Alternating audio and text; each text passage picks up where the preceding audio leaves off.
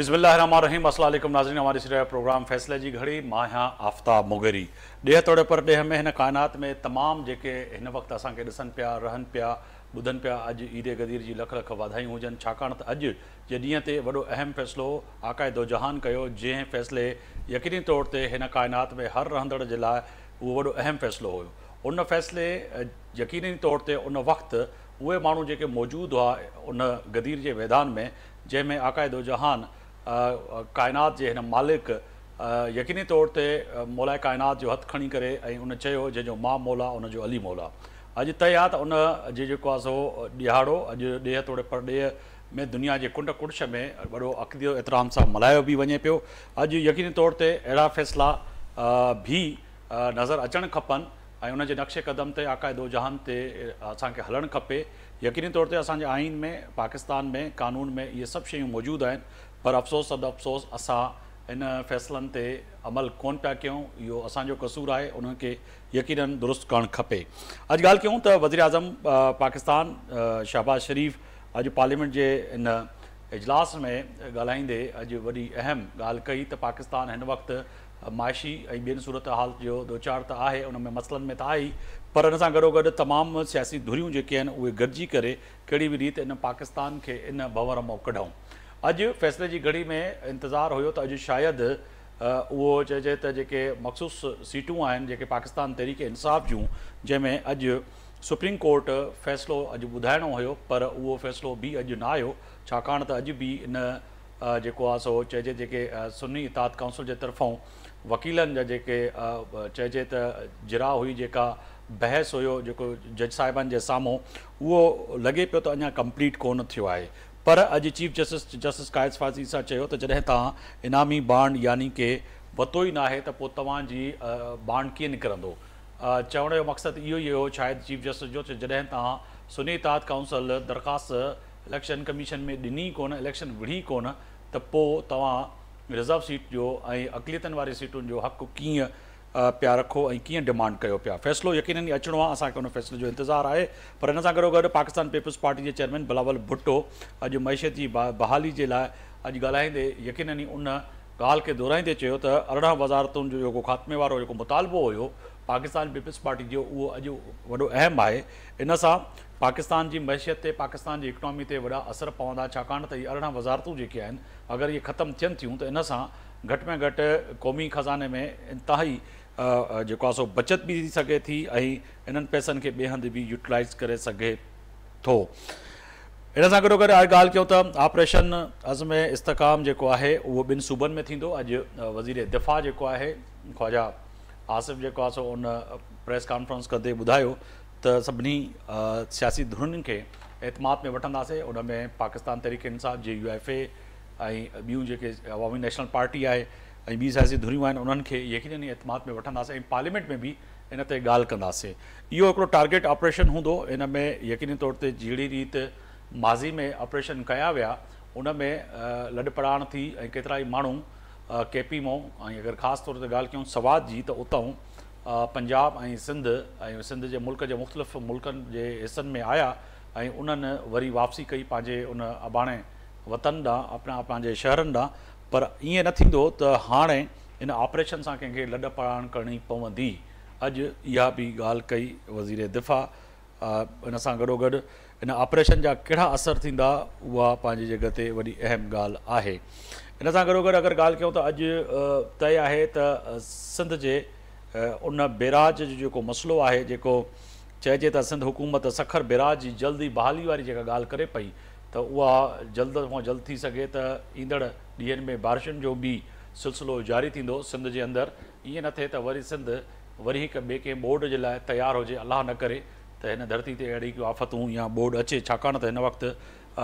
मुख़्तलिफ़ मुल्क जे हिसनि में ऐं ख़ासि तौर ते हिंदुस्तान ऐं अहिड़नि एरिया में जिते बारिश थींदी आहे, जंहिंजो आख़िर नतीजो असांखे ई भुगतणो पवंदो आहे, छाकाणि त असांजा बंद ऐं वाह वस्तियूं नाला जेके चइजनि वाह उहे कचा आहिनि ऐं उन्हनि सां केतिरियूं ज़मीनूं ॿुॾी थियूं वञनि। इन्हनि लाइ हिन वक़्तु सिंध हुकूमत चवे पई त असांजो जल्द से जल्द कोशिशि आहे त इन जेको सखर बैराज वारो जेको मामिलो आहे उनखे बि सही करे सघूं। हिन ते ॻाल्हि ॿोल कंदासीं। बैरिस्टर ज़मीर साहब आहिनि, असांखे जॉइन कयो आहे स्टूडियो में, अव्हांजी वॾी महिरबानी। सीनियर कानूनदान आहिनि, अव्हांजी वॾी महिरबानी। मिर्ज़ा इश्तियाक बेग साहब आहिनि, असां सां नून लीग अॻवान आहिनि, माइशी माहिर बि आहिनि, एक्सपर्ट आहिनि, अव्हांजी वॾी महिरबानी। असां सां वीडियो लिंक ते मौजूदु आहियो। मखदूम मोहसिन आहिनि, पाकिस्तान तहरीक इंसाफ़ खां, टेलीफोन ते असांखे उन्हनि जॉइन कयो आहे, अव्हांजी बि वॾी महिरबानी। सबसे पहले पहिरियां ज़मीर साहब मां तव्हां ॾे ईंदुसि। अॼु जेका केस जी ॿुधणी हुई, इंतज़ारु हुयो त अॼु जे ॾींहं ते को फ़ैसिलो ईंदो, पर उहो फ़ैसिलो न आयो। उनजी वजह छा हुई, यकीनन ई उहो अॻिते वधी वियो आहे। पर जेके हिन वक़्त ताईं जेके वकीलनि ऐं जज साहिबनि जे विच में जेके बराए रास्त असां बि ॾिठो, अवां बि ॾिठो, जेके जिरा थी आहे, जेका बहस थियो आहे, उन में लॻे ईअं पियो त किथे न किथे पाकिस्तान सुन्नी काउंसिल जेका आहे, पाकिस्तान तहरीक इंसाफ़, उन्हनि खे वाज़ह तौर ते पंहिंजी हार नज़र अचे पई। आफ्ताब साहब, सभ खां पहिरियों मां मशकूर आहियां अव्हांजो। हाणे सभ खां पहिरीं इहा ॻाल्हि आहे त जेको अॼु फ़ैसिलो थियणो हुयो ऐं उन में इहा जेकी मुमकिना डेट थी आहे, इहा डेट जेकी आहे हूअं वाज़े कोन हुई, पर इहो ई चयो वियो हो त हिननि दफ़े जेको आहे सो जेकी 24 तारीख़ ते हियरिंग थींदी, उन में इहो सॼो केस कंपाइल करे जजमेंट जी तरफ़ ईंदासीं, इवन देन शार्ट ऑर्डर थिए। पर जेतिरे क़दुरु ॾिठो वियो त अॼु जेकी बेंच जी जेकी कंपोज़िशन हुई, उहा पहिरीं जेको आहे सो हेयरिंग्स खां वधीक उन सिचुएशन में पई वई जिथे जज जेको आहे सो 3 वाज़िव जेको आहे सो मौक़िफ़ रखी करे डिवीजन में हुया। हिकु उहे जेके आइन ऐं कानून जी ॻाल्हि पिया कनि ऐं उहे चाहिनि पिया त माज़ी जी जेकी सुप्रीम कोर्ट जो जेको रहियो आहे रवैयो इन सियासी मामलनि में या आइनी मामलनि में, उनखे कम अज़ कम क्रेडिबिलिटी जी तरफ़ ऐं न्यूट्रलिटी जी तरफ़ आणियो वञे। ॿियो वरी हिकिड़ा हुआ जेके इन तरफ़ इम्प्रेशन पिया ॾियनि त इहो जेको थियो आहे ऐं जंहिं तहत मख़सूस सीटूं जेके आहिनि उहे हिन बाक़ी पार्टियुनि में विरहायूं आहिनि, उन्हनि खे कीअं जेको आहे सो जस्टिसाए कनि या जेको आहे जस्टिफाए कनि। ऐं टियों उहो मौक़िफ़ हुयो जेको इहो सम्झे पियो त इहो जंहिं जूं सीटूं आहिनि, जंहिंजो इशारो PTI जी तरफ़ हुयो, पोइ उहे चाहे जेको आहे सुन्नी तहरीक में मर्ज थियनि, कंहिं न कंहिं तरीक़े से उहे उन तरफ़ वञनि। पोइ उनखे मुख़्तलिफ़ जेको आहे बेंच जा जेके ऑनरेबल मेंबर्स हुआ, उहे पंहिंजे तरीक़े सां इन तरीक़े सां मौक़िफ़ खणी पिया अचनि जंहिंमें बेंच जो बि पाण में काउंटर पियो थिए। नतीजतन जेके आर्गूमेंट्स हुआ उहे इफ़ेक्ट पिया थियनि ऐं जेकॾहिं असीं ॾिठो being a student of law ऐं बीइंग अ आम शहरी जे, त उहे आर्गूमेंट्स जेको वकीलनि खे करणा हुया उहो घणो वर चढ़ी विया उन जजनि जे जेको इंटरनल जेकी पंहिंजी जेको क्वेश्चनाइज़िंग हुई उन जे हवाले सां। ऐं मुमकिना तौर ते इहो जेको अॼु फ़ैसिलो अचणो हुयो उहो इन जे करे बि डिले थियो त इलेक्शन कमीशन जेको हींअर स्टार्ट वरितो, ऐं इलेक्शन कमीशन जेको स्टार्ट वरितो यानी थ्रू लायर, उहो लेंदी थींदो वियो। माज़ी में जेको सुन्नी तहरीक जो सुन्नी इत्तेहाद काउंसिल जो ऐं PTI जो जेके हुया, उन्हनि अॻियां जेको आहे सो कुझु सवालात रखिया हुया बेंच, उन्हनि वकीलनि उन सवालात जे करे जेको आहे सो हल जे लाइ या सेटिस्फिकेशन जे लाइ जेको टाइम वरितो। ऐं अॼु इन ई तरीक़े सां उहे सवालात जी जेकी बौछार चइजे या सवालनि जी जेकी कंटिन्यूंसी हुई, उहा इलेक्शन कमीशन जे वकील खे बि हुई। लिहाज़ा इहा इन तरीक़े सां डेट थी वई त हाणे इलेक्शन कमीशन मज़ीद उन ते आर्गूमेंट कंदी। ऐं हिन वक़्तु इहा हिकिड़ी जेकी ख़ासि ॻाल्हि हुई त नुक़्तो जेको हुयो जेको स्टार्ट थियो उहो सेक्शन 104 इलेक्शन कमीशन एक्ट जे तहत, ऐं उन तहत इहा सॼी कार्रवाई थी। ऐं उन खां पोइ इहो थियो त मख़सूस सीटूं बि उन जमातुनि खे विरहायूं वयूं जेके पार्लियामेंट में पार्लियामानी पार्टीअ जो स्टेटस रखनि पियूं। ऐं उन ते इहा वरी जेको आयो सुप्रीम कोर्ट में मौक़िफ़, त इते इहा आइन जो जेको आर्टिकल 51 ऐं 106 जेको आहे उहो इन्वॉल्व थो थिए, छो जो उहो स्ट्रक्चर ऐं कंपोज़िशन ऑफ दी जेको आहे सो मख़सूस सीटुनि जे लाइ आइन में उहो रखे थो। पर हिते छा आहे त जेको आइन जो आर्टिकल 106 आहे ऐं 51 आहे, उन में इहा साइलेंट जेको आहे सो सिचुएशन आहे त जेकॾहिं का बि पार्टी जेकी इलेक्शन विढ़ी न आहे ऐं उन प्रोसीजरल जेको आहे सो स्टेप्स फॉलो न कया आहिनि, रिक्वायरमेंट्स फॉलो न कयूं आहिनि, ऐं उहा आउट ऑफ सडन अची थी वञे, त छा उहा रिज़र्व सीट जे लाइ अहल आहे या न आहे। इहो सवाल जेको आहे सो हाणे उन में आइन जे कंहिं शिक में नथो मिले, लिहाज़ा इन खे इंटरप्रटेशन जे लाइ सुप्रीम कोर्ट में आंदो वियो आहे। ऐं हींअर सुप्रीम कोर्ट जे अॻियां जेको मुमकिना तौर ते जेके सवालात मूंखे नज़र अचनि था उहा इहा आहे त छा PTI जेखां निशान वरितो वियो हो त पोइ बि हू जेको आहे इलेक्शन कमीशन जे सिस्टम तहत पार्टी एग्ज़िस्टिंग में हुई या हू पार्टी ई न रही। जेकॾहिं पार्टी हुई त पोइ इहे PTI जा जेके पर चीफ जस्टिस कल्ह बि इहा ॻाल्हि कई त हिकु माण्हू जे पुठियों 56 माण्हू यानी कि 86 माण्हुनि जूं जेके सीटुनि जो वॾो अंक करा, तव्हां उनजे पुठियों बीठो ई छो, उनजी वजह छा हुई? छाकाणि त तव्हांखे इंतज़ारु करणु खपे हा त तहरीक इंसाफ़ खे इहो सोचणु खपे हा त अहिड़ी पार्टी खे शामिलु वञी थियूं था जंहिंजी ऑलरेडी उन लिखी करे ॾिनो आहे इलेक्शन कमीशन पाकिस्तान खे त असां वटि माण्हू ई कोन्हनि, असां इलेक्शन ई कोन पिया विढ़ूं। बिल्कुलु सही था चओ त इलेक्शन कमीशन जेको बि फ़ैसिलो ॾिनो आहे उहो उन तरह ॾिनो आहे त हीअ जेकी पार्टी हुई उनखे असीं हर पार्टी वांगुरु ऑफर कई, पर ही पार्टी जेके त वेरी जेको आहे इलेक्शन जो जेको प्रोसेस हो उन में ई कान आई। ऐं जेकी पार्टी वेरी प्रोसेस में न आई आहे त उहा डेथ पार्टी आहे। ऐं डेथ पार्टी जॾहिं जेको आहे सो हूंदी रिकॉर्ड में कान त उन जे लाइ मख़सूस सीटुनि जो क्लेम ठही मखदूम साहब आहिनि असां सां? मखदूम साहब सही ॿुधी सघो पिया? अच्छा, मैं मिर्ज़ा साहब मैं आपकी जानना मांगूंगा सर, आज कैसे देख रहे हैं सर इसको? एक तो बड़ा अहम फैसला आना था जो कि आज नहीं आया, मगर अभी तक जो जरा हुई है जो वकला के बीच और जज साहिबान के बीच में, तो बड़ी अहम बात हुई। आज चीफ जस्टिस काजी फायज़ ईसा साहब ने ये भी कहा कि जब आमरीत आती है तो तमाम लोग आप इकट्ठे हो जाते हैं, मगर जमहूरी नुक्ते नज़र पर आप इकट्ठे क्यों नहीं होते? जी हाँ, thank you very much Aftab साहब। सबसे पहले तो मैं चीफ जस्टिस साहब को यहाँ पे अप्रिशिएट करूँगा कि वो जिस तरीके से जब भी इम्पोर्टेंट कोई मैटर्स होते हैं उसको जिस तरीके से लाइव उसकी कवरेज दी जाती है और फुल बेंच बैठता है और सब लोग सुनते हैं कि क्या आर्गुमेंट्स दिए जा रहे हैं। इससे पहले आपने देखा था कि जो प्रीवियस चीफ जस्टिस थे वो हमेशा एक हम ख्याल एक बेंच होता था, उसको बिठा दिया करते थे और फैसले वो दे दिया करते थे, अपने मर्जी के फैसले। तो यहाँ तो आप ये अप्रिशिएट करेंगे कि हर पाकिस्तानी टेलीविजन पे बैठ के देख रहा है। और कल आपने देखा होगा जो PTI के जो डिपेंड कर रहे थे, जो वकील थे, उनके पास कोई दलाइल नहीं थे इस चीज पे देने को, और वो इधर इधर की बातें कर रहे थे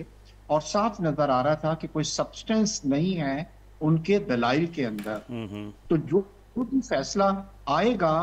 उसको पूरी कौम इसको एक्सेप्ट करेगी। कोई ये नहीं कहेगा कि आपने हम ख्याल जजेस को बिठा के एक अपनी मर्जी का जो फैसला जो है वो ले लिया है। तो यहाँ पे सुप्रीम कोर्ट भी और सुप्रीम कोर्ट के जो चीफ जस्टिस हैं वो भी मुबारकबाद के वो मुस्तहिक हैं। मगर ये मैं आपको बतला दूं कि पाकिस्तान मुस्लिम लीग नून भी और दूसरी पार्टियां भी ये कह चुकी हैं कि जो भी फैसला आएगा सुप्रीम कोर्ट की जानिब से वो एक्सेप्टेबल होगा। मगर आप ये लिख के रख लीजिए कि कल को अगर ये फैसला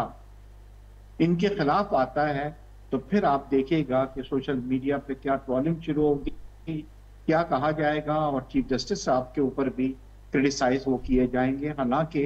वो इन मुश्किल हालात के अंदर से जिस तरीके से जो भी इस तरह का कंट्रोवर्शियल इश्यूज होते हैं उसके ऊपर फुल कोर्ट को जमा करते हैं, सब लोग सुनते हैं, जजेस के ऑब्जर्वेशंस क्या हैं, उनके कमेंट्स क्या हैं, वकला जो है वो अपने फैसलों के अंदर अपने दलाइल के अंदर जो हैं वो क्या कह रहे हैं। तो ये एक पाकिस्तान की तारीख का एक बहुत इम्पोर्टेंट है और मुझे उम्मीद है इंशाल्लाह कि दोनों पार्टीज चाहे वो PTI हो या जो रूलिंग पार्टी हो वो इस चीज को एक्सेप्ट करेंगी ताकि ये जो इस वक्त सियासत के अंदर हमारी एक चीज जो है उसका खात्मा हो सके और हम आगे बढ़ सकें, हम मईशत के ऊपर तवज्जो दे सकें और बजट को जो है वो पास हो सकें। ये भी पॉजिटिव चीज है कि जो थोड़ी सी गलतफहमी पैदा हुई थी जिसका आपके प्रोग्राम में भी मैंने जिक्र किया था, वो पीपल्स पार्टी और पाकिस्तान मुस्लिम लीग नून के दरमियान जो है वो ख़त्म हो गई है और सब ने ये कह दिया है कि इंशाल्लाह आप देखेंगे کہ بہت جلد سر اسی پہ بھی آ رہے ہیں، اس پہ بھی آ رہے ہیں، آج وزیر اعظم کی بات پہ بھی آ رہے ہیں، آج جو ہے عزم استحکام جو ہے ٹارگیٹ آپریشن ہے اس پہ بھی آ رہے ہیں، مگر آپ کہہ رہے ہیں کہ جو ہے کہیں نہ کہیں جو وکلا ہیں اور پاکستان تحریک انصاف جو ہے وہ اپنے اس طرح سے کیس نہیں لڑ سکی، مگر پاکستان تحریک انصاف وہ ان کے مختلف رہنما جو بیانات دے رہے ہیں اس میں لگ رہا ہے کہیں نہ کہیں کہ وہ بھی ابھی بھی پر امید ہیں کہ یہ ہمارے حق کا فیصلہ ہے اور ہمیں ملے گا۔ اگر فیصلہ ان کے اگینسٹ آتا ہے یا جو بھی فیصلہ آئے گا وہ تو بات کی بات ہے، مگر وہی والی بات ہے کہ اگر ان کے اگینسٹ آتا ہے تو آپ کہہ رہے ہیں کہ وہ سوشل میڈیا پہ اور میڈیا پہ آ کے جو جس طرح سے وہ بات کرتے ہیں اور تنقید کرتے ہیں وہ بڑی اہم ہوگی، مگر اس سے آگے جا کے کیا ہوگا سر؟ چیف جسٹس صاحب نے یہ بھی کہا کہ آپ آمریت پہ تو اکٹھے ہو جاتے ہیں، جمہوریت کے معاملے پہ اکٹھے کیوں نہیں ہوتے؟ تو کوئی حل نکالے گی آپ کی حکومت ہے وفاق میں، کوئی نہ کوئی ایسا راستہ نکالیں گے کہ جیسے کہ پاکستان تحریک انصاف اور آپ اس جمہوری نظام کو چلا سکیں؟ دیکھیے میں آپ کو وغیرہ صاحب یہ بتلاؤں کہ ہمیشہ یہ کہا جاتا ہے کہ انصاف وہ ہوتا ہے جو ہوتا ہوا نظر آئے، تو یہ پوری پاکستان کے عوام دیکھ رہے ہیں جو بھی ٹی وی کے اوپر وہ انصاف ہوتا ہوا نظر آ رہا ہے۔ اور باقی آپ نے جو یہ کہا کہ پارٹیز کو جو ہے وہ ایک ہونا چاہیے اور تمام ڈیموکریسی کے اندر پارٹیوں کو، مگر دیکھیے یہ ڈیپینڈ کرتا ہے دوسری پارٹیز کے اوپر بھی۔ پرائم منسٹر صاحب بھی ایک سے زیادہ بار پہ یہ کہہ چکے ہیں کہ ہم ملنے کو تیار ہیں۔ Last time P T I کے سربراہ نے یہ کہا تھا کہ جی ٹھیک ہے، اجازت دی تھی اپنے کچھ لوگوں کو کہ آپ جائیں اور اپوزیشن سے بات کریں، اور پھر ایز یوزول انہوں نے یو ٹرن لے لیا اس کے بعد بھی۔ تو دیکھیے جب تک آپ بات چیت کا دروازہ نہیں کھولیں گے، بات چیت نہیں کریں گے، تو کس طریقے سے آپس کے اندر ہم اپنے تنازعات کو ختم کر سکتے ہیں، کس طریقے سے ہماری ڈیموکریسی جو ہے وہ پنپ سکتی ہے؟ تو اس کے اندر دوسری پارٹیوں کو بھی اس وقت اس چیز کا خیال کرنا چاہیے، اور خاص طور پہ پی ٹی آئی جو ہے اس کے اوپر بہت زیادہ رسپانسبلٹیز اس وقت عائد ہوتی ہے کہ وہ بھی کھلے دل کا مظاہرہ کرے، پارٹیوں کے ساتھ بیٹھے، ان کے ساتھ بات کریں، کیونکہ وہ کئی بار یہ کہہ چکے ہیں کہ جی ہم پارٹیوں سے بات کیوں کر رہے ہیں، ہم تو ان سے بات کریں گے جن کے پاس اصل پاور ہے۔ اگر آپ کی سوچ جو ہے وہ اس طرح کی سوچ ہوگی جس کے اندر آپ جمہوریت کو کوئی آپ امپورٹنس نہیں دیں گے اور آپ یہ کہہ رہے ہیں کہ جی ہم اس آدمی سے بات کریں گے جس کے پاس پاور ہے، تو یہ عکاسی کر رہی ہے نا آپ کی سوچ کی۔ تو میرے خیال سے پی ٹی آئی کو چاہیے کہ اپنے میں ایک تھوڑی سی تبدیلی لائے، پازیٹیو چیز لائے، تاکہ سب پارٹیز مل کے جو ہے جمہوریت کو ہم آگے لے جا سکیں اور جمہوریت جو ہے وہ پنپ سکے۔ بالکل سر، دوسری بات آج بلاول بھٹو نے جو آج اسمبلی کے فلور پہ کہی، انہوں نے اپنی الیکشن مہم میں بھی یہ کہا تھا کہ 18 وزارتیں جو ہیں ان کو ختم کرنا چاہیے، ان کا مطالبہ، مگر سمجھتے ہیں کہ یہ واقعی جو 18ویں ترمیم کے بعد یہ 18 وزارتیں جو ہیں ان کو ختم ہونا چاہیے؟ اور بڑا پیسہ ہے سر، آپ تو ایکسپرٹ ہیں ان چیزوں کا، کہ ایک وزارت پہ اس کے پورے عملے پہ پورے صوبوں میں وفاق میں کتنا خرچہ ہوتا، اگر یہ ختم ہوتی ہیں تو آگے جا کے یقینی فائدہ تو پاکستان کو ہونا ہے۔ آفتاب صاحب مجھ سے آپ نے پوچھا ہے سوال؟ جی ہاں آفتاب صاحب دیکھیے، I totally agree with you۔ دیکھیے اس بار جب ٹیکسز کافی لگائے گئے ہیں تو عوام کی طرف سے بھی آیا کہ جی آپ ہم پہ تو ٹیکس لگا رہے ہیں اور آپ ہمارے سے ٹیکسوں کی بھرمار آپ نے کر دی ہے۔ حکومت کی طرف سے کیا دیکھنے میں آیا ہے؟ کیا انہوں نے بھی ریسیپروکیٹ کیا ہے اس جسٹر کو؟ کیا آپ نے بھی اپنے اخراجات میں کوئی کمی کی ہے، یا آپ لوگوں نے صرف 25 اور 15% آپ نے اپنی تنخواہیں بڑھا کے اپنے اخراجات جو ہیں اس کو بڑھا لیے ہیں اور ٹیکسز عوام کے اوپر جو ہیں وہ زیادہ لگا دیے ہیں؟ تو حکومت کافی اس کے اندر پریشر میں تھی، اور یہ چیز پہلی بار نہیں ہے، اس سے پہلے بھی یہ چیز کئی بار سامنے آ چکی ہے کہ 18th امینڈمنٹ کے بعد جب تعلیم، صحت اور اس طرح کی بہت زیادہ وزارتیں جو تھیں وہ صوبوں کو ٹرانسفر ہو چکی ہیں، تو اس کا پھر کوئی جائز وہ نہیں رہتا کہ اتنی زیادہ بیوروکریسی کے ساتھ ان کو سینٹر میں بھی کنٹینیو رکھا جائے اور ان کو پروونس کے اندر بھی कंटिन्यू रखा जाए। बिल्कुल। वैसे भी IMF की तरफ से भी हमारे ऊपर काफी बड़ा प्रेशर है कि हुकूमत जो है अपने अखराजात जो है उसके अंदर सर इस कमी वक्त लाए। लग नहीं रहा मिर्जा और साहब के वफाकी हुकूमत और खासतौर पे PMLN को गले में अटक गई है, या आप लोग जो है इस वक्त बड़े क्योंकि आप जितने इत्तेहादी हैं वो भी इस वक्त नाराज कहीं ना कहीं नजर आ रहे हैं। अगर आप बात करें, आज बिलावल भुट्टो साहब ने ये भी कहा कि मैशियत और नेब इकट्ठे नहीं चल सकती। एक तरफ आप नेब को सियासी इंजीनियरिंग के लिए इस्तेमाल करते हैं, यानी कि आपसे मुराद यानी कि जो भी वफाकी हुकूमत होती है, और दूसरी तरफ जो है आप कहेंगे मैशियत की बहाली होनी चाहिए, मैशियत बेहतर होनी चाहिए। तो बस सर फैसला तो आपने करना है इस वक्त वफाक में, इस वक्त तो PTI की हुकूमत नहीं है, तो ये कैसे दोनों चीज़ें चल सकती हैं? आफ्ताब साहब देखिए, ये हुकूमत के हाथ में नहीं है। नैब के बारे में तो मेरे ख्याल से there is no two way about it कि नैब की वजह से पाकिस्तान को बहुत नुकसान पहुंचा है, फायदा नहीं हुआ, और पाकिस्तान की तरक्की जो रुकी है उसके अंदर भी नैब जो है वो जिम्मेदार है इस चीज का, क्योंकि जिस तरह उन्होंने प्रेशर में आके केसेस बनाए और केसेस बनाने के बाद फिर ये होता है कि कोई भी ब्यूरोक्रेट जो है वो डिसीजन नहीं ले सकता, क्योंकि उसको यही डर होता है कि, और फिर ये भी आपको ये मालूम है कि नैब को हमेशा पॉलिटिकल पर्पस के लिए इस्तेमाल किया गया। मगर जब इंटरम सेटअप हमारा आया था तो उसके बाद कुछ नैब के लॉस के अंदर तब्दीलियां भी की गई थी, मगर उसके अंदर साथ प्रॉब्लम ये हो रही है, एक तो तमाम लोगों को एक सफ़े पे होना चाहिए, तमाम पॉलिटिकल पार्टीज को। इमरान खान साहब भी एक तरफ ये कहते हैं कि नैब को इस्तेमाल किया जा रहा है, तो मेरे ख्याल है वो भी आगे बढ़े और हुकूमत का साथ दें, पीपल्स पार्टी का साथ दें, नून का साथ दें, और उसके अंदर सर मैं मखदूम मोहसिन साहब है उनको शामिल करूँ, पाकिस्तान तहरीक इंसाफ के रहनुमा। बहुत शुक्रिया मखदूम साहब अवां जी वक्त खड़ो मुझे प्रोग्राम लाइ। एक तो सर इहो ॾिसो पिया अॼु जी जेको ॿुधणी हुई ख़ासि तौर ते मखसूस जेके सीटूं आहिनि ऐं अक़लियत जूं सीटूं, तव्हांजो जेको सुन्नी इत्तेहाद जो जेको मुतालबो आहे त उहे तव्हांखे मिलणु खपनि। सम्झो पिया त फ़ैसिले जी घड़ी अची वई आहे, फ़ैसिलो अवां जे हक़ में ईंदो? जी जी जी जंहिं तरीक़े सां हले पियो लाइव ऑन रिकॉर्ड शयूं आहिनि, सभु ॾिसनि पिया, दुनिया ॾिसे पई त कीअं हिकिड़े वॾे मनसब जो असांजे ख़िलाफ़ इस्तेमालु कयो थो वञे। पर बहरहाल असां उमेद रखूं था त अदालत आहे, अदलिया आहे ऐं असांखे इंसाफ़ मिलंदो, असांजो ड्यू राइट बि आहे। हाणे उते कल्ह हियरिंग जे दौरान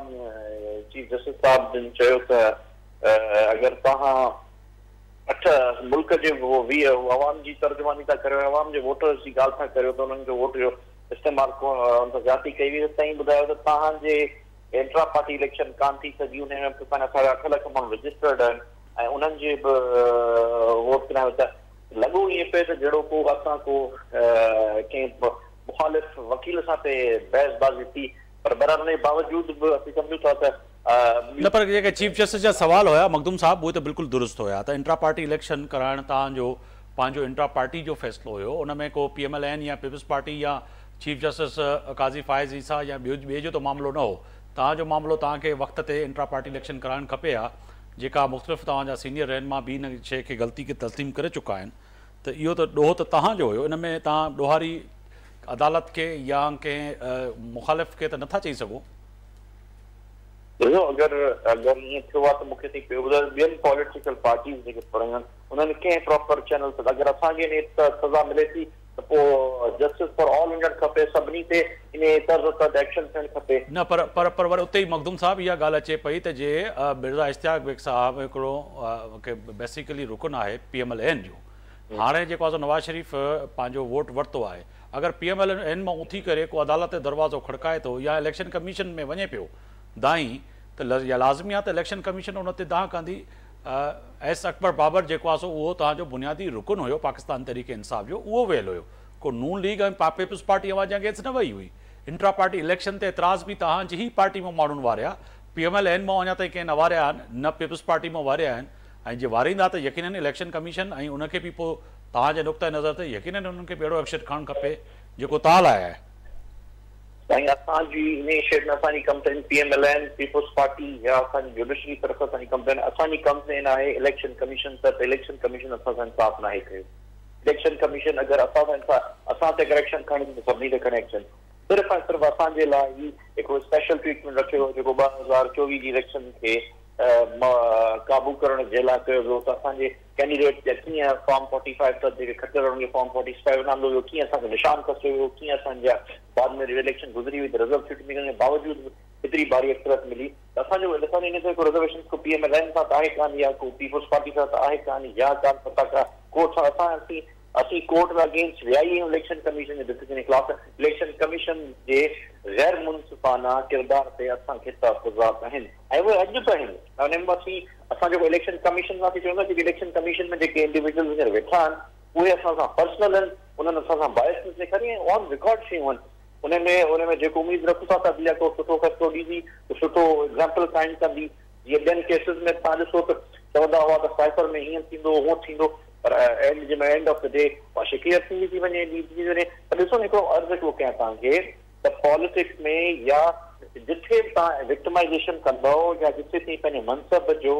ग़लति इस्तेमालु कंदव उते तव्हां अॻिले खे कमज़ोर करण जी कोशिशि कयो था असांखे कमज़ोर करण जे लाइ असांजो निशान खसियो वियो असांखे विक्टिमाइज़ कयो वियो पर उनजे बावजूदि मां चवां थो अॼु बि असीं जेतिरो असीं मज़बूत हींअर थिया आहियूं हींअर साल जे हेॾे ॾुखे वक़्त में एतिरो असांजी पार्टी कॾहिं 22-23 सालनि जी 24 सालनि जी स्ट्रगल में कॾहिं बि असांजी पार्टी एतिरी बावजूदि इन 18 में असांखे हुकूमत मिली पर पोइ बि असीं एतिरा स्ट्रॉन्ग न हुआसीं असीं एतिरी वॾी जमात न हुआसीं अॼु जेतिरी असीं वॾी जमात जेतिरी अवामी क़ुव्वत असीं बंदी उभिरिया आहियूं त ही असीं उमेद रखूं था इंसाफ़ जी पर जीअं असां सां का बि नाइंसाफ़ी थी त उन में असांखे अॻिते असां गेन कंदासीं ऐं हिकिड़ो मशहूरु ज़माना शेर अथव त हर दौर में सर कटते रहे हैं अहले वफ़ा के हर दौर में होती रही है ताकत की पुरसतिश हर दौर में एक मौका करबला है हर दौर के जदीदों का हर दौर जदीदों के तरफदार रहा है त इहा हिकिड़ी नई शइ कान्हे अॼु असां सां थियो आहे पहिरीं PMLN सां पे थियो उन खां पहिरीं पीपुल्स पार्टी वारनि सां थियो आहे पर हाणे जॾहिं तव्हां सां थियो आहे बकौल तव्हांजे मां त जेको सम्झां पियो जे तव्हां सां थियो आहे त तव्हांखे PMLN जो उहो जेका थींदड़ उन सां ज़्यातियूं उहे बि यादि अचनि पियूं पीपुल्स पार्टी सां थींदड़ बि ज़्यातियूं यादि अचनि पियूं पर जॾहिं तव्हां इक़्तिदार जे नशे में ॿुॾल हुयो ऐं उन जहाज़ ते चढ़ियल हुयो इक़्तिदार वारे ते उन वक़्तु इहे शयूं तव्हांखे यादि न पियूं तव्हां सां मुराद तव्हांजी सॼी पार्टी तव्हांजी मरकज़ी क़यादत इवन के बानी PTI खे बि इहे शयूं यादि न हुयूं उहो बि इक़्तिदार जे नशे में एॾो गुम थियल हुयो छाकाणि त सम्झो पियो वञे उन वक़्तु शायदि चाइना जे तर्ज़ अमल ऐं जेको आहे तुर्की जे तर्ज़ अमल ते पाकिस्तान तरीक़े इंसाफ़ हाणे सियासत कंदी ॿियूं जेके सियासी धुरियूं आहिनि उन्हनि खे जेलनि में विझी बंदि करे काल कोठड़ियुनि में ऐं सॼी उमिरि रखियो वेंदो शायदि इन वहमो गुमान में गाइब हुया पाकिस्तान तरीक़े इंसाफ़ जा अॻवान ॾिसो साईं पहिरीं ॻाल्हि त असांजो पहिरें ॾींहं खां वठी मसइलो त अकाउंटेबिलिटी हुजणु खपे अॼु बि जीअं तव्हां डिस्कस कयो त पीपुल्स पार्टी जे चेयरमैन चयो त नैब ऐं मईशत गॾु नथी हली सघनि ठीकु आहे पोइ इन जे करे तव्हां ठीकु आहे विक्टिमाइज़ न कयो अगरि विक्टिमाइज़ेशन असांजे दौर में थी आहे त ग़लति आहे हींअर थिए थी उहा बि ग़लति आहे उन खां पहिरीं थी उहा बि ग़लति आहे ठीकु आहे असीं प्रोसीड न कयूं पर विक्टिमाइज़ेशन जो बहानो ठाहे हिकिड़ा जेके क्रिमिनल्स आहिनि जेके करप्ट इंडिविजुअल्स आहिनि जेके करप्ट प्रैक्टिसिस में डायरेक्टली इन्वॉल्व आहिनि उन्हनि खे वेही को तहफ़ुज़ ॾिजे उन्हनि खे वेही हिकिड़ो उनखे आइनी तरीक़े सां हिकिड़ो रस्तो ॾिजे त इहा शइ ग़लति आहे उन में जेके बि कहिड़ी बि पार्टी जा हुजनि भले असांजे तहरीक इंसाफ़ जा छो न हुजनि भले पीपुल्स पार्टी जा छो न हुजनि भले PMLN जा छो न हुजनि सभिनी खे इहा अकाउंटेबिलिटी थियणु खपे और त लॉ एंड ऑर्डर जी सिचुएशन बहितर थिए हाणे चवनि था त सिंध में लॉ एंड ऑर्डर जी सिचुएशन थिए पंजाब जी लॉ ख़राबु केरु थो करे हीअं त तव्हां ताक़त में आहियो अगरि असां कुझु ग़लति कयो असांखे तव्हां सज़ाऊं ॾियो साईं ख़राबु जेके कनि पिया अव्हांखे बि ख़बर आहे ऐं उन ख़राबु करण जे लाइ अगरि अॼु हुकूमत जेको आहे सो अज़्म इस्तिकाम टारगेट ऑपरेशन जो फ़ैसिलो करे पई त वरी उन ते बि तव्हां जेको आहे सो रड़ियूं पिया कयो KP ऐं हुकूमत रड़ियूं पई करे PTI जा अॻवान रड़ियूं पिया कनि त अहिड़ो ऑपरेशन न थियणु खपे छाकाणि त जॾहिं हिन वक़्तु दहशतगर्द जेके वेठा आहिनि जेके हालातूं ख़राबु कनि था पिया चाहे उहे बलूचिस्तान में हुजनि KP में हुजनि सिंध में हुजनि या पंजाब में हुजनि पर उन ते बि एतिराज़ आहे ॾिसो अगरि ऑपरेशन थिए त अक्रॉस द बोर्ड जारी थिए त उहो KP में छो सिंध में सूरत सिंध में ऑपरेशन जी ज़रूरत न आहे वधि खां वधीक तव्हां हेॾी कश्मीर वारे पासे वञो कंदकोट वारे पासे वञो तव्हां पखर क्रॉस कयो तव्हांखे आइडिया थींदो हालत छा आहे तव्हां पंजाब वारे साउथ पंजाब वारे पासे क्राइम न आहे हेठि अक्रॉस द बोर्ड ते बाक़ी सिर्फ़ु हिकिड़ी जमायत खे हुते असीं हुकुमरान जमायत हिकिड़ी हंधि वेही असांजे वर्करनि खे विक्टिमाइज़ करण जे लाइ थिए बलूचिस्तान में बि कयो थो वञे ऐं टारगेट ऑपरेशन हूंदो अॼु ख्वाजा आसिफ़ इहा बि ॻाल्हि कई आहे त इहो ऑपरेशन हूंदो इहो टारगेट हूंदो इंफॉर्मेशन बेस ते हूंदो इहो को सॼे शहरनि खे बंदि कयो न वेंदो जीअं माज़ी में जहिड़ी रीति थिया ऑपरेशन उन वक़्तु जेका जंगी मैदान में असां लथल हुयासीं उहो न थींदो जे हीउ ऑपरेशन आहे जेको ॾिसो कानून जी हुकुमरानी थियणु खपे उन अगरि की असांजी पार्टी खे असांजे चीफ मिनिस्टर खे रिजर्वेशन थियनि त रिजर्वेशन अपेक्स कमेटी में दूर थियणु खपनि भई ख्वाजा साहब हिकिड़ी कॉन्ट्रोवर्शियल ॻाल्हि कई त हुन मीटिंग में चीफ मिनिस्टर चुप हो केपी वारो ऐं वरी ॿाहिरि निकिरी न ॻाल्हि कई हुन में हुन क्लियर कट मौक़िफ़ ॾिनो जेको मीडिया जे साम्हूं मौक़िफ़ ॾिनो हाणे मीटिंग में हुन छा चयो ओपनली उन ई ॾींहुं उन ॾींहुं अधु कलाक खां पोइ पंहिंजो क्लियर कट मौक़िफ़ ॾिनो चेयरमैन सां मुलाक़ात करण पर असीं इन शइ असांखे रिजर्वेशन थियनि उहे दूर थियणु खपनि पर हिन मुल्क में रिजर्वेशन दूर थींदा कोन्हनि बावजूद हिन भले केतिरी वॾी पॉलिटिकल ताक़त वञो केॾी वॾी अवामी क़ुवत वञो हिते जेको ॾाढो आहे फ़िलहाल पंहिंजो हलाए थो। सही सर मां इहा ई ॻाल्हि मिर्ज़ा साहब जे साम्हूं रखंदुमि तव्हां सां गॾु हुजिजो मिर्ज़ा साहब एक तो जो ये ऑपरेशन है वो कह रहे हैं कि टारगेट ही क्यों केपी ही क्यों बलूचिस्तान ही क्यों क्या पंजाब और सिंध में अमन अमान है सिंध की सूरत हाल आपके सामने है कि शाम को 6 बजे आप ट्रेवल नहीं कर सकते डाकू राज है यहाँ पे उसके लिए भी कल वफाकी वज़ीर दाखिला सूबाई वज़ीर दाखिला वज़ीर आला सिंध मुराद अली शाह और जो है प्रेसिडेंट पाकिस्तान आसिफ अली जरदारी सखर में मौजूद थे और उन्होंने भी फैसला किया कि कच्चे के इलाके में जितने भी वहाँ के कबाइल के बड़े हैं सरदार हैं सबको बुला के बिठाया गया और समझाया गया कि भाई अब जो है कम से कम ये फैसला करें कि इनसे वेपन फेंकवाएं नहीं तो इनके खिलाफ बड़ा तगड़ा ऑपरेशन होगा। सिंध में तो ये फैसला हुआ है मगर वो कह रहे हैं कि सिर्फ केपी को टारगेट क्यों बनाया जा रहा है?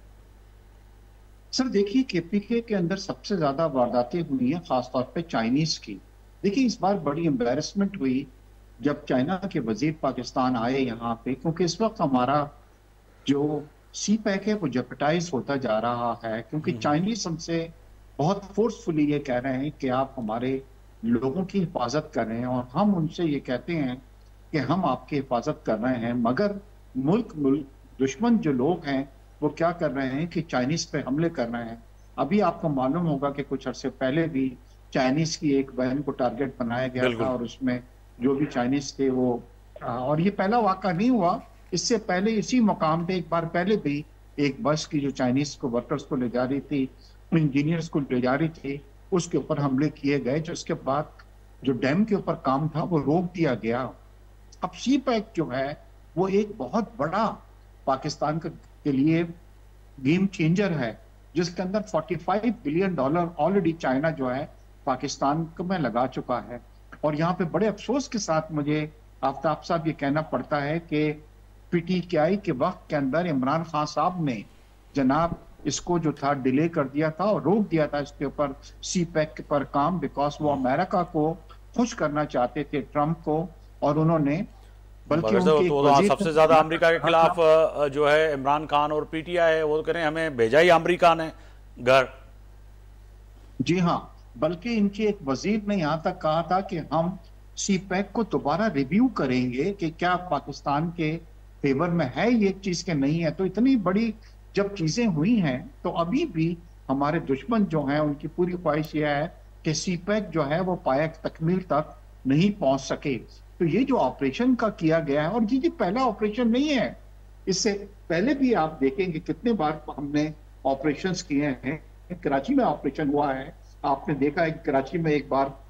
कितने हालात खराब थे फिरोजाना शाम में बोरी बंद लाशें आपको यहाँ से मिलती थी। अभी आपने कच्चे के डाकुओं की भी बात की है तो प्लीज आप मेरे समझ में नहीं आ रहा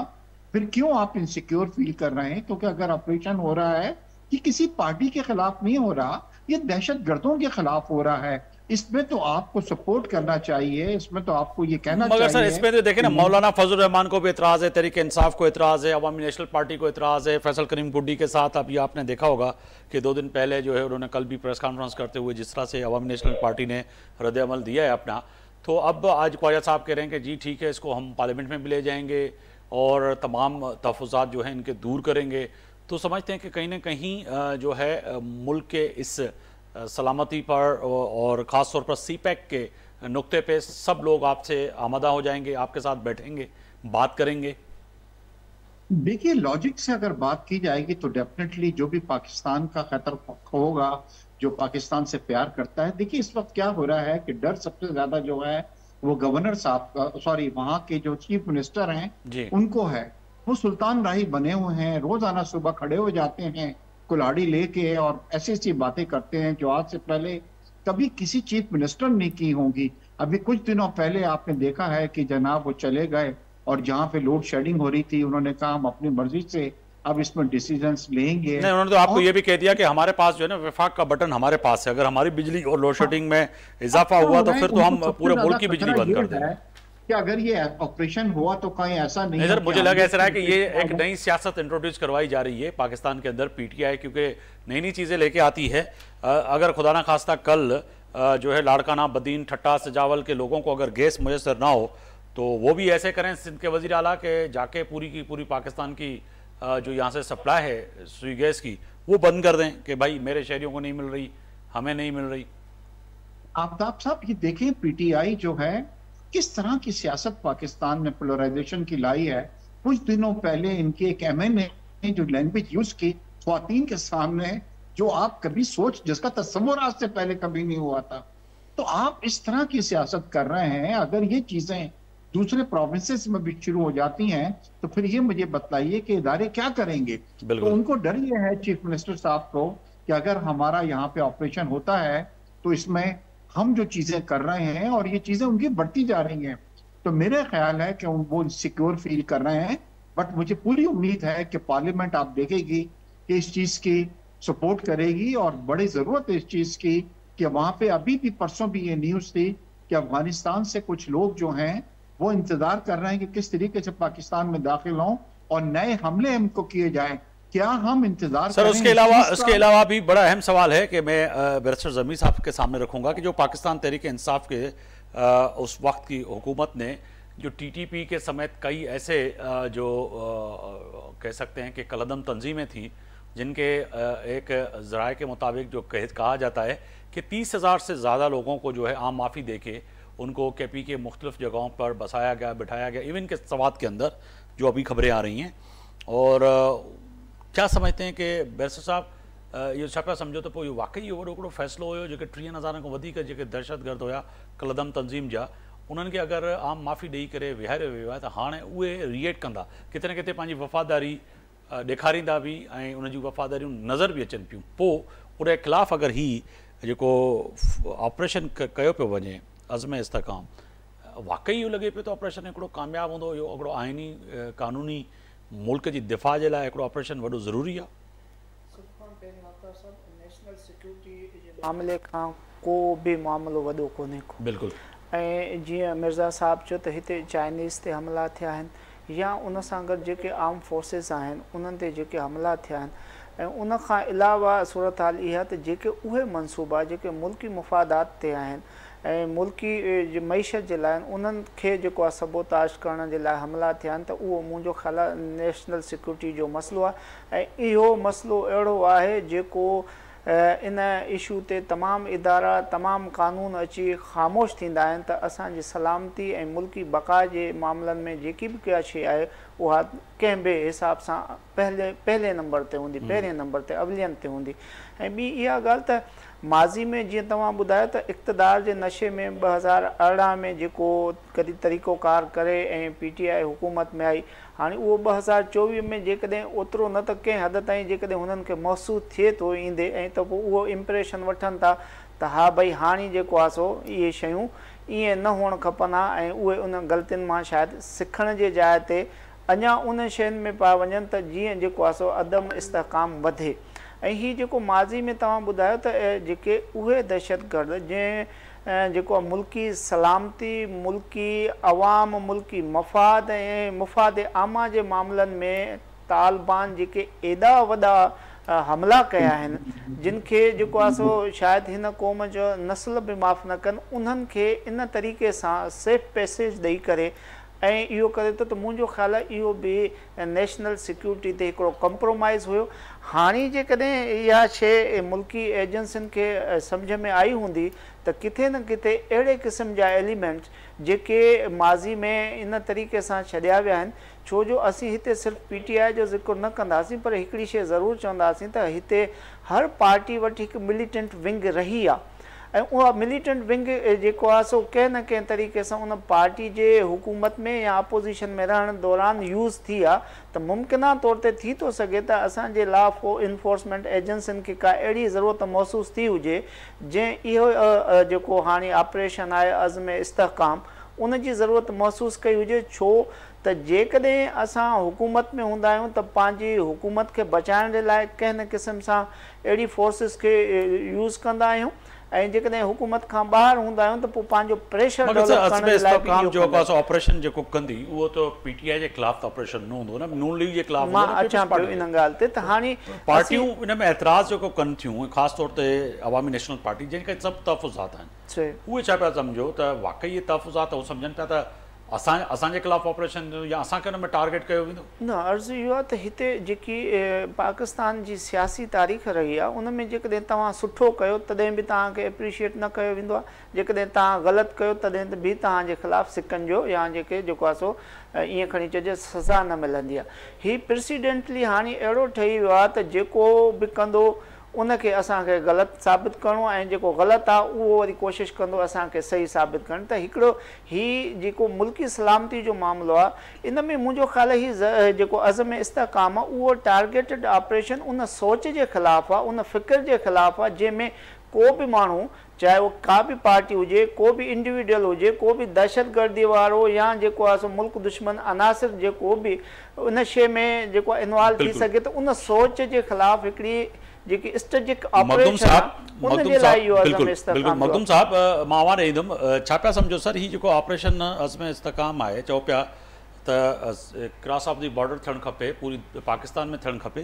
पोइ अवां जा तहफ़ुज़ात छा आहिनि? सम्झो पिया त टारगेट तव्हांखे कयो वेंदो छाकाणि त हिन वक़्तु जेका सूरत हाल आहे उहा जेका मिर्ज़ा साहब बयानु कनि पिया त हिकु त वॾो मसइलो आहे सीपैक जो, पाकिस्तान जो GIP जो हिकिड़ो चइजे न त वॾो हिकिड़ो फ़ैसिलो आहे सीपैक ऐं सीपैक में जेके चाइनीज़ इंजीनियर ऐं चाइनीज़ कमु कनि पिया वक़्तनि वक़्तनि जहिड़ी रीति उन्हनि ते हमला थियनि पिया त किथे न किथे उन्हनि खे तहफ़ुज़ फराहम करिणो आहे। ऐं KP में बलूचिस्तान में जेके एॾा वॾा दहशतगर्दनि जा टोला मौजूदु आहिनि उन्हनि जे ख़िलाफ़ ऑपरेशन छा न थियणु खपे? ऐं बिल्कुलु ऑपरेशन थियणु खपे, पर ऑपरेशन ते असांखे MP वारनि खे रिज़र्वेशन आहिनि। रिज़र्वेशन इहे आहिनि त उन ऑपरेशन जो जवाबु ठाहे सिर्फ़ु हिकिड़ी जमात खे या हिकिड़ी जमात जे सपोर्टरनि खे अगरि टारगेट करिणो आहे त उन में असीं हुनजो साथ न ॾींदासीं। बाक़ी अलबत्ता अगरि ऑपरेशन करणी आहे, मुल्क में सीपैक खे बि बरक़रार रखिणो आहे, असीं कतई नथा चऊं त चाइनीज़ के हमले सही थियो या कंहिं ते दहशतगर्दी कंडेमनेबल एक्ट, दहशतगर्दी ग़लति आहे, असीं हुनजी मज़म्मत कयूं था। अगरि उते किथे बि ऑपरेशन थिए थो त अक्रॉस द बॉर्डर चङी सूबनि में थियणु खपे। सिंध जा हालात आउं सम्झां थो बद खां बदतर थी नथा वञनि, पंजाब जा हालात ख़राबु आहिनि, KTK जा हालात ख़राबु आहिनि, बलूचिस्तान जा हालात ख़राबु आहिनि। कहिड़ो असांजो सूबो आहे जेको आइडियल आहे अगरि जिते हालात सही आहिनि या कोन्हनि? अगरि तव्हां करियो था त को चारई पासे थियणु खपे ऑपरेशन। हिते कराची में वॾो सूरत हाल तमामु ख़राबु आहे, पंजाब में तव्हां हलिया वञो, पंजाब में छा पियो थिए, मोटर वारो वाक़ियो थियो जेको औरत सां उहो पंजाब में थियो। पर सर तव्हां इहो छो था विसारियो, 2 ॾींहं पहिरियां सवाद जे अंदरि जेका सूरत हाल हिकिड़े ज़िंदा माण्हूअ खे जलायो साड़ियो वियो ऐं उन में सवाद वारे वाक़े खां पोइ यकीनन ई पहिरियां इहो ई वाक़ियो पंजाब जे अंदरि बि थियो, सियालकोट जे अंदरि, ऐं अहिड़ी रीति जेको आहे सो श्रीलंकन खे जहिड़ी रीति जेको आहे सो उते बि इहो इल्ज़ाम हणी साड़ियो वियो ऐं हिते बि वरी इहा सूरत हाल थिए थी। पोइ जॾहिं अहिड़ा माण्हू मौजूदु आहिनि, अहिड़ी सोचूं मौजूदु आहिनि, हिन जे ख़िलाफ़ु ऑपरेशन थियणु खपे। बिल्कुलु थियणु खपे, पर उन ऑपरेशन में जेके रिज़र्वेशन्स आहिनि उन में जेके स्टेक होल्डर्स आहिनि उन्हनि खे बि ॿुधो वञे, उन्हनि जूं बि तव्हां छोटा एतिराज़ कयो तव्हांखे छा रिज़र्वेशन्स आहिनि। बायसनेस किथे बि मुनासिब कान्हे। अगरि बायसनेस पर तव्हां ॿुधो, तव्हां जेके तव्हांजे उन वक़्तु हुकूमत अहिड़नि माण्हुनि खे जॾहिं आम माफ़ी बि ॾिनी ऐं उन्हनि खे सेफ स्पेस बि ॾिनो त ठीकु आहे तव्हां हाणे वापसि घरु अचो, ऐं उहे माण्हू जेका बैरिस्टर साहिबु ॻाल्हि कई जेके हज़ारनि जी तादाद में माण्हुनि जे खून में इन्वॉल्व हुया, क़त्ल में इन्वॉल्व हुया, वरी हाणे वरी ॿीहर उन्हनि खां पुछूं त तव्हांजा तहफ़ुज़ात छा आहिनि, तव्हांजी गुरूं छा आहिनि? ॾिसो, आम माफ़ी रुॻो हिकिड़े प्राइम मिनिस्टर खे पंहिंजे मुल्क में अख़्तियार कोन्हे न। आम माफ़ी ॾियण खां पहिरीं अपेक्स कमेटी वेठी हूंदी, आम माफ़ी ॾियण खां पहिरीं उन सूबे जो चीफ मिनिस्टर वेठो हूंदो, उते जी इंतज़ामिया वेठी हूंदी, उते जो IG खे काम थियो हूंदो, सभिनी मुतफ़िक़ा तौर ते पंहिंजो ओपिनियन ॾिनो हूंदो। हिते को बादशाह आहे कान, पाकिस्तान में सो कॉल डेमोक्रेसी आहे, त तो अगरि उन वक़्त में जॾहिं आम माफ़ी वारी ॻाल्हि आई हुई ते सभिनी खे कोर्टुनि खे एतमाद नथो हूंदो, सभिनी खे एंडोर्स कयो हूंदो, तॾहिं ई थी हूंदी न, या हिकिड़े बसि मुल्क जो वज़ीर आज़म बसि उन ऑर्डर करे छॾियो बसि हुजे त पोइ अॼु ताईं हुनजी बादशाह बरक़रार हुजे, को जेल में छो हुजे। त इहे ॻाल्हियूं करणु हिकिड़ो ठीकु आहे, पॉलिटिकल पॉइंट स्कोरिंग करणी आहे, उहा अलॻि ॻाल्हि आहे, पर अॼु अगरि असांखे संजीदगी सां अगरि सीपैक बचाइणो आहे, असांखे मुल्की मईशत खे अॻिते खणी वञिणो आहे, असांखे हिननि वाक़ियातनि खां अच्छा चलो ठीकु आहे। तव्हांखे अगरि विफ़ाक़ी हुकूमत ऐं पार्लियामेंट में ऐं वज़ीर आला खे सभिनी खे अगरि मुतमिन करे पई ऐं सम्झाए पई त हीउ टारगेट ऑपरेशन हूंदो ऐं तव्हांजे ख़िलाफ़ु न हूंदो, हे उन दहशतगर्दनि जे ख़िलाफ़ु हूंदो, पोइ त राज़ी थी वेंदव? ठीक है मिर्जा साहब, मैं वाइंड अप की तरफ जा रहा हूँ। मिर्जा साहब ये बताइएगा कि समझते हैं कि ये ऑपरेशन कामयाब होगा और जो इतराज़ात हैं तमाम सियासी जमातों को, वो इतराज़ात दूर करने में कामयाब हो जाएंगे आप? हाँ जी बिल्कुल डेफिनेटली, क्योंकि हो रहा यह है कि एक प्रेजेंटेशन पेश की जाती है। आज से पहले भी जब ऑपरेशन शुरू हुए हैं तो एक आर्मी की तरफ से, सिक्योरिटी एजेंट्स की तरफ से एक हम प्रेजेंटेशन दी जाती है, उनको बताया जाता है कि दहशतगर्द जो हैं उनकी पूरी कोशिशें हैं कि किसी तरीके से आके दहशतगर्दी जो शुरू की जाए। देखिए दहशतगर्दी किसी भी सूबे के अंदर हो, उसका नुकसान पाकिस्तान को होता है, तो खुदारा इसको आप पर्सनल नहीं लें, ये एक अच्छी चीज है, क्योंकि हमारा दुश्मन जो है वो इस वक्त पूरे घाट में बैठा हुआ है कि किस तरीके से सीपैक जो है वो अपने पाए तकमील तक नहीं पहुंच सके। और अब हमने एक बार फिर उनको यकीन दिहानी इस तरह की कराई है कि इंशाअल्लाह अब जो है हम आपकी बहुत ज्यादा हिफाजत करेंगे और फुल प्रूफ जो है सिक्योरिटी प्रोवाइड करेंगे। और फुल प्रूफ सिक्योरिटी के लिए बड़ा जरूरी है इस वक्त कि ये ऑपरेशन जो है वो कामयाब हो। सर बहुत शुक्रिया मिर्जा साहब, आपने वक्त निकाला मेरे प्रोग्राम के लिए। मखदूम साहब अवां जी वॾी महिरबानी, बैरिस्टर साहब अवां जी वॾी महिरबानी। तय आहे त फ़ैसिले जी घड़ी आहे, फ़ैसिलो वॾो अहम आहे, पर पाकिस्तान जे लाइ, पाकिस्तान जी मईशत जे लाइ जेका हिन वक़्तु